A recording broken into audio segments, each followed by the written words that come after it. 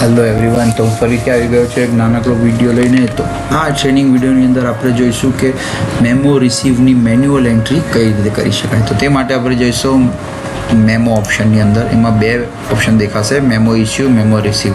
Memo receive પર click કરશો એટલે તમને બે ઓપ્શન દેખાશે, વ્યૂ અને એડ ન્યૂ. વ્યૂ પર ક્લિક કરશો એટલે તમે અત્યાર સુધી મેમો રિસીવની જે પણ એન્ટ્રી કરી છે એની ડિટેલ્સ તમને અહીંયા જોવા મળી જશે. એને તમે એડિટ, ડિલીટ અને એક્સેલની અંદર લઈ પણ શકો છો. અને નવી એન્ટ્રી કરવા માટે એડ ન્યૂ પર ક્લિક કરશો. એડ ન્યૂ પર ક્લિક કરીને ડેટ આવશે સૌથી પહેલાં, પછી આવશે લોકેશન. તમે તમારું લોકેશન નાખશો અહીંયા. પછી અહીંયા પાર્ટીનું નામ તમે જે પણ હશે તેનું નાખશો.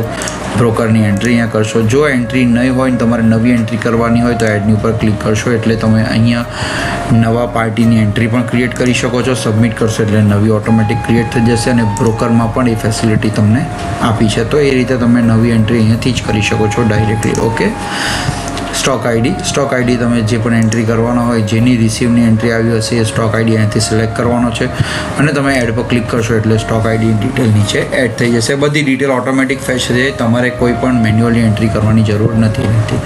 ઓકે, રિમાર્કની અંદર તમે કોઈ બી કમેન્ટ તમારે જે નોટ લખવો હોય લખી શકો છો. હું અહીંયા લખીશ કે ડમી એન્ટ્રી.